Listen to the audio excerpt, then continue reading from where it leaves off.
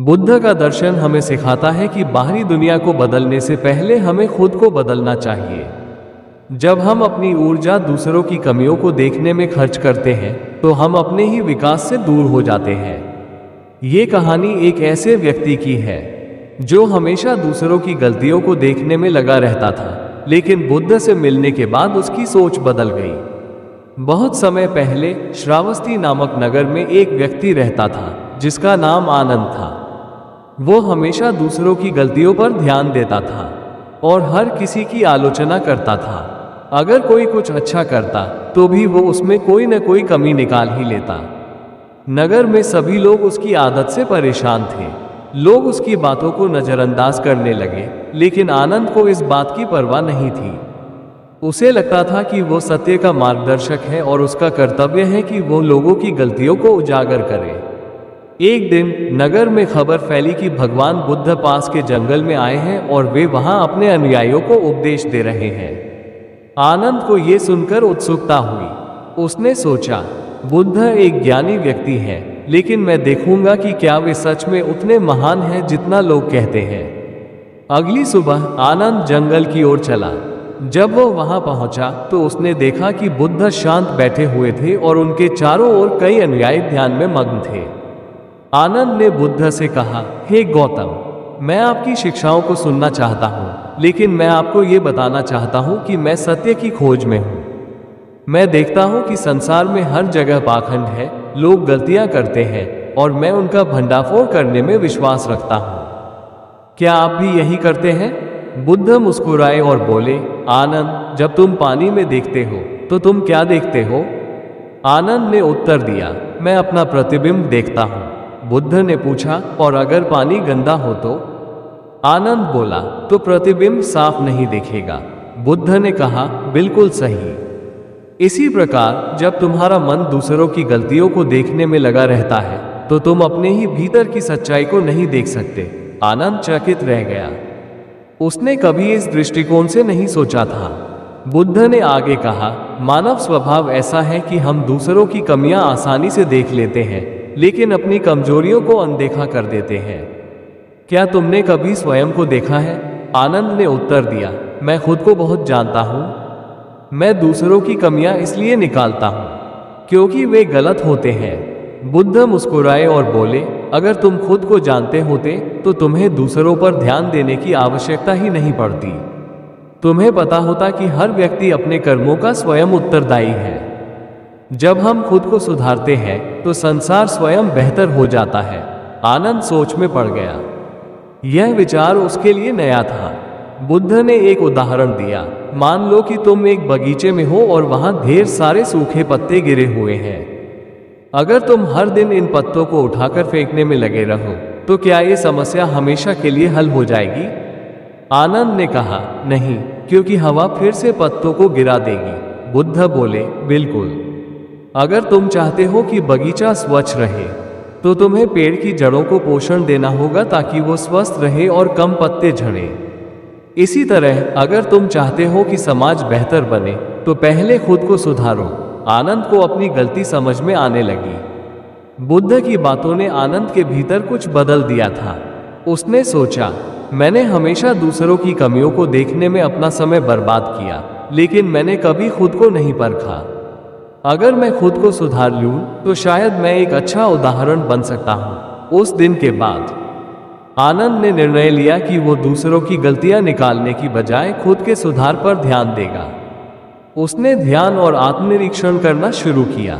धीरे धीरे नगर के लोगों ने भी उसके व्यवहार में परिवर्तन देखा। अब वो आलोचना करने की बजाय प्रेरणा देने लगा था। कुछ महीनों बाद आनंद फिर से बुद्ध से मिलने गया। उसने कहा, भगवान, आपकी शिक्षा ने मेरी आंखें खोल दी हैं। अब मैं समझता हूं कि खुद को सुधारना ही सबसे बड़ा परिवर्तन है। बुद्ध मुस्कुराए और बोले, याद रखो आनंद, जब तुम खुद को सुधारते हो तो दूसरों को भी प्रेरणा मिलती है। संसार को बदलने का सबसे अच्छा तरीका यह है कि हम खुद को बदलें। आनंद ने श्रद्धा से सिर झुका लिया। उसने तय कर लिया कि वो अब जीवन भर आत्म सुधार के मार्ग पर चलेगा। आनंद ने बुद्ध की शिक्षाओं को अपने जीवन में उतारना शुरू कर दिया। पहले वो हर छोटी बड़ी चीज में दूसरों की गलतियां निकालता था, लेकिन अब वो अपने विचारों, शब्दों और कार्यों को ध्यान से परखने लगा। नगर के लोग आश्चर्यचकित थे। वे सोचते थे कि आनंद कभी नहीं बदलेगा, लेकिन अब वो धैर्यवान और शांत स्वभाव का हो गया था। उसने अब आलोचना के बजाय समाधान देने की आदत डाल ली थी। अगर कोई गलती करता तो वो उसे दंडित करने के बजाय प्रेम से समझाने का प्रयास करता। एक दिन एक युवक ने आनंद से पूछा, आप पहले इतने कठोर और आलोचनात्मक थे, लेकिन अब इतने विनम्र और शांत कैसे हो गए?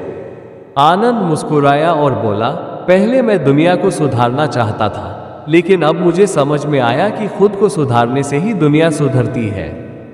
युवक ने सिर झुका लिया और कहा, मैं भी अपने भीतर बदलाव लाना चाहता हूं। कृपया मुझे मार्गदर्शन दे। आनंद धीरे धीरे नगर के लोगों के लिए प्रेरणा स्रोत बन गया। पहले जो लोग उससे बचते थे, अब वे उसके पास सीखने आने लगे। एक दिन नगर में एक व्यापारी आया। वो बहुत ही क्रोधित स्वभाव का था और हमेशा अपने कर्मचारियों पर चिल्लाता रहता था। उसने आनंद से पूछा, मैं बहुत धनवान हूं, लेकिन फिर भी मुझे शांति नहीं मिलती। मैं हर चीज पर नियंत्रण रखना चाहता हूं, लेकिन लोग मेरी बात नहीं मानते। आनंद ने मुस्कुराकर कहा, क्या आपने कभी पानी को मुट्ठी में पकड़ने की कोशिश की है? व्यापारी ने कहा, हाँ, लेकिन जितना कसकर पकड़ने की कोशिश करता हूं, उतना ही वो मेरी उंगलियों से फिसल जाता है। आनंद ने कहा, यही जीवन का नियम है। जब हम जबरदस्ती चीजों को नियंत्रित करने की कोशिश करते हैं तो वे और अधिक उलझ जाती हैं। शांति तब मिलती है जब हम स्वयं को बदलते हैं, न कि दूसरों को। व्यापारी ने सिर झुका लिया। वो समझ गया कि उसे अपने भीतर बदलाव लाना होगा। समय बीतता गया।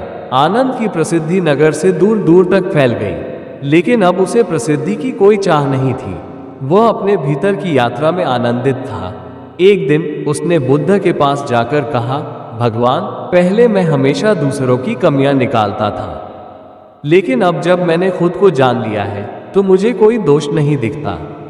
हर व्यक्ति अपनी यात्रा पर है और हमें दूसरों को सुधारने की बजाय प्रेम और करुणा दिखानी चाहिए। बुद्ध मुस्कुराए और बोले, आनंद, अब तुम सच्चे ज्ञान के मार्ग पर हो। जब हम दूसरों पर ध्यान देते हैं तो हम बाहरी दुनिया में उलझे रहते हैं, लेकिन जब हम स्वयं को समझते हैं तो हमें असली शांति मिलती है। आनंद को अब अपने जीवन का उद्देश्य मिल चुका था। कुछ वर्षों बाद आनंद पूरी तरह से एक साधु का जीवन जीने लगा। उसने मोह, क्रोध और अहंकार को त्याग दिया था। अब वो केवल अपने भीतर की शांति को महसूस करता था। नगर के लोग जब भी किसी उलझन में होते तो आनंद के पास आते। वो कभी किसी को उपदेश नहीं देता था, बस अपने व्यवहार से सिखाता था। धीरे धीरे पूरे नगर में लोग शांत और सौम्य होने लगे। आनंद ने सिद्ध कर दिया था कि जब हम स्वयं को सुधारते हैं तो हमारा पूरा वातावरण बदल जाता है। और इस प्रकार उसने बुद्ध की सबसे महत्वपूर्ण सीख को अपने जीवन में उतारा। खुद पर ध्यान दो, लोगों पर नहीं। जब तुम खुद को जान लेते हो तो पूरा संसार तुम्हारे लिए बदल जाता है। कहानी से सीख, दूसरों की गलतियों पर ध्यान देने के बजाय अपने सुधार पर ध्यान दें। जो व्यक्ति खुद को जीत सकता है वही सच्चा विजेता होता है।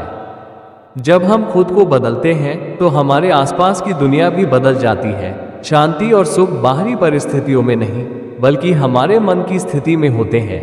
तो आइए हम भी आनंद की तरह अपने आत्म सुधार की यात्रा शुरू करें।